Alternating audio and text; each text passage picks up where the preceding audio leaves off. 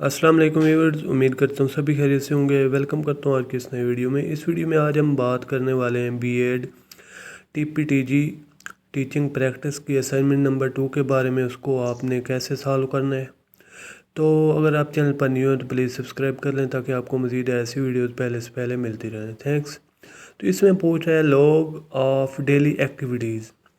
Daily activities को आपने जांचना है, ठीक है, और फिर नीचे क्या करना है, लिख देना है। नीचे आपको एक टेबल दिया गया है, उसको आपने क्या करना है, फिल करना है। जो आपने काम किया होगा स्कूल एक्टिविटीज़ में वो आपने लिखना है मंडे टू फ्राइडे तक। मसलन पहले टाइम पीरियड लिखना है, टाइम कौन सा था, पीरियड कौन सा था, ठीक है।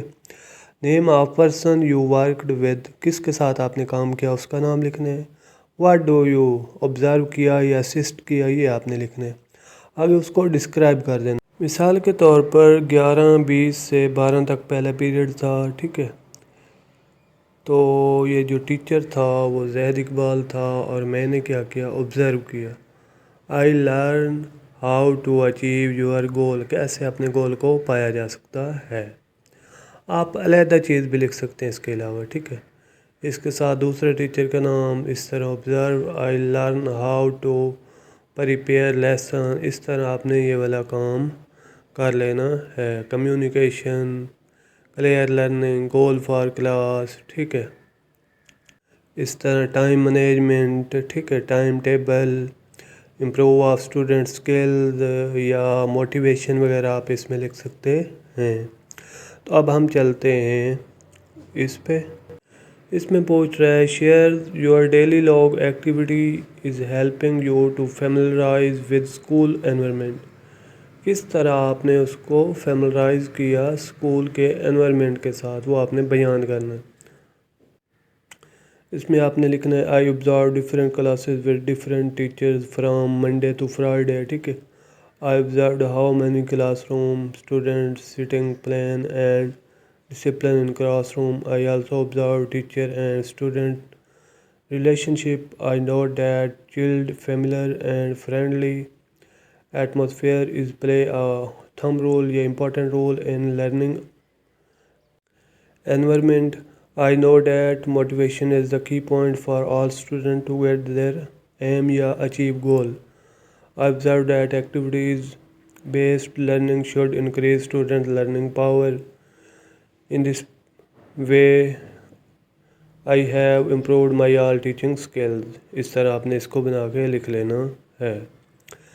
तो इसके बाद वाला पेज देखें, उसमें क्या लिखना है हमने। इसमें आपसे एक और एक्टिविटी पूछेगा, ठीक है। Activity number 2, record of school resources, record के बारे में बताना है, ठीक है। मौजूद था नहीं था, उसके बारे में आपकी क्या राय है। It is important to complete an observation of school resources to familiarize with the school setup. School की जो चेक लिस्ट है वो यहाँ पे ये दी गई है। मसलन school handbook regarding school policies मौजूद थी या नहीं थी। अवेलेबल तो अवेलेबल लिखें, नॉट अवेलेबल तो नॉट। कमेंट भी आप कर सकते हैं, राय भी अपनी दे सकते हैं। ड्रेस कोड कौन सा था, अवेलेबल था, यूनिफॉर्म में थे स्टूडेंट या नहीं थे। इस तरह क्लासरूम थे, उनकी क्या कंडीशन थी, स्टाफ रूम कैसा था, प्लेग्राउंड था, लाइब्रेरी थी। इस तरह आपने इन सारी चीज़ों को देख लेना है और आगे लिख लेना है अवेलेबल या अनअवेलेबल। बेहतर है लास्ट वाला पॉइंट एनी अदर और हाल पे आप नॉट अवेलेबल लिख दें। आगे आप हर एक चीज़ की अलहदा भी मेंशन कर सकते हैं या पूरा और ऑल कमेंट भी दे सकते हैं, ठीक है। इस तरह आपका ये वाला एक्टिविटी नंबर 2 भी मुकम्मल हो जाएगी। तो इसके बाद देखें जो हमारे पास पार्ट बी आ रहा है। इसमें कह रहा है हर स्कूल में कोई ना कोई टीचर्स को सपोर्ट के लिए कुछ चीज़ें प्रोवाइड की जाती हैं। अगर वो आपके स्कूल में नहीं है तो NA लिखें, ठीक है। अगर हैं तो उनको काउंट करके लिखें। लाइब्रेरी, ठीक है, अगर है तो आपने अवेलेबल AV लिखना है, कितनी है वो भी बता देनी है। इस तरह लेबॉर्ट्री या साइंस रूम बताना है, साथ में कंप्यूटर लैब बताना है। अवेलेबल हैं कितनी हैं ये भी तादाद में भी बताना। क्लास रूम कितने थे, ठीक है, टोटल नंबर। नीचे जो चीज़ मेंशन है ना, available not available, not available है तो अगर नंबर नहीं लिखने, काउंट करके नहीं लिखना, अवेलेबल है तो काउंट करके उनको लिख देना है।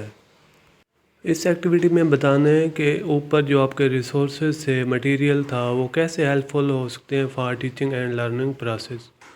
I observed that classroom provide a natural learning environment to student. Student desk and chair provide sports and student feel comfortable. Whiteboard is a basic need of classroom. ठीक है, एंड टीचर यूज़, उनका use बताना क्या किस लिए use होते हैं, ठीक है, क्यों वो इम्पॉर्टेंट हैं, उनके बगैर आप कह सकते हैं प्रॉपर टीचिंग नहीं हो सकती। मोटिवेशन के लिए हमें चार्ट, कंप्यूटर रूम चाहिए, ठीक है, इस तरह कोई आप और भी राय दे सकते हैं। ठीक है, तो आप टेक्स्ट बुक का भी जिक्र कर सकते हैं इसमें, ठीक है, ग्राउंड का भी जिक्र कर सकते हैं, लाइब्रेरी का भी। इसमें कह रहे हैं आप अगर अपने कोऑपरेटिव टीचर के बारे में कुछ जानना चाहते हैं तो नीचे कुछ असेसमेंट दी गई है, ठीक है। इसके अलावा भी आप अपने क्वेश्चन भी क्रिएट कर सकते हैं। नेम लिखना है अपना, क्वालिफ़िकेशन, टीचिंग एक्सपीरियंस। तो क्वेश्चन देखें, do you have prepared lesson plan, yes या नो, यस लिखना है, ठीक है। How you keep record of lesson plan, I keep a record of lesson plan in hard form, ठीक है।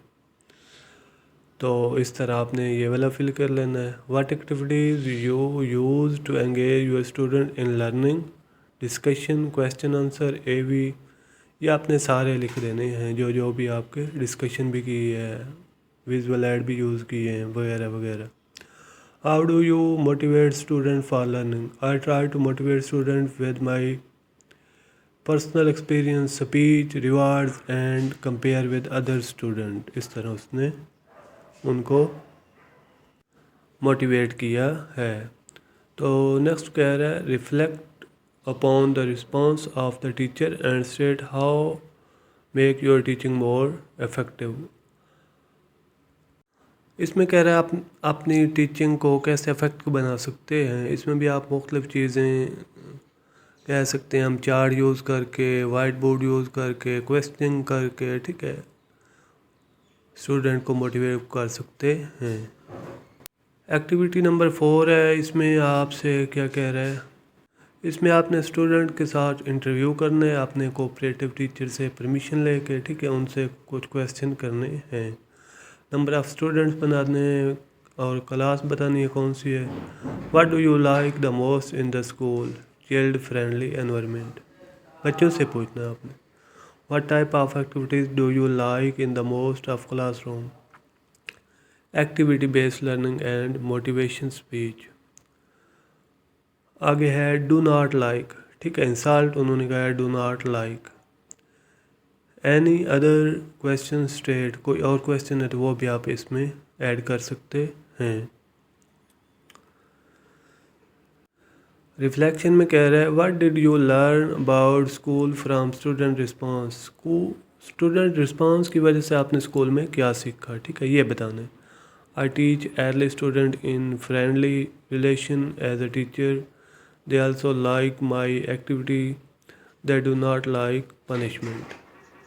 इस एक्टिविटी में वो कह रहा है, find out about the involvement of parents and other community members in the school as well as the students' involvement in co-curricular activities in school and community. Speak to your cooperative teacher and school staff to find out parents and community member in involvement. The school are they really encourage the involved? Yes, support they involved in all above scenario. At every weekend कह लें या monthly basis पे कह रहे हैं, ठीक है। Parents meeting arrange in which parents and teacher discuss all issues related to students. Find out what cocurricular activities, sport day, debates, इस तरह के जो को करिकुलर एक्टिविटीज़ हैं, what impact do the activities have on students. Yes, sport day and debates and annual result day are celebrated in school. Due to co-curricular activities, students are able to learn and perform very well and fresh feel their self. ठीक है, इस तरह आप इसके बारे में भी कह सकते हैं। तो लास्ट पे देखें क्या कह रहा है। एक्टिविटी एक दे रहा है कोऑपरेटिंग टीचर फॉर्म। ठीक है, इसमें आपने कोऑपरेटिव टीचर फॉर्म, टीचर के बारे में बताना है। Log of daily activities performed या नॉट परफॉर्म्ड। ठीक है, आपने इसमें तकरीबन यस यस ही लिखना है। ठीक है, ऑल में। तो लास्ट पे आपने क्या करना है, अपने टीचर के सिग्नेचर करवा लेने हैं, स्टैंप लगवा लेने हैं। तो इस तरह आपकी ये असाइनमेंट मुकम्मल हो जाएगी। तो अगर आपको मज़ीद कोई हेजिटेशन है तो काइंडली कॉन्टेक्ट कीजिएगा। थैंक्स, अल्लाह हाफिज़।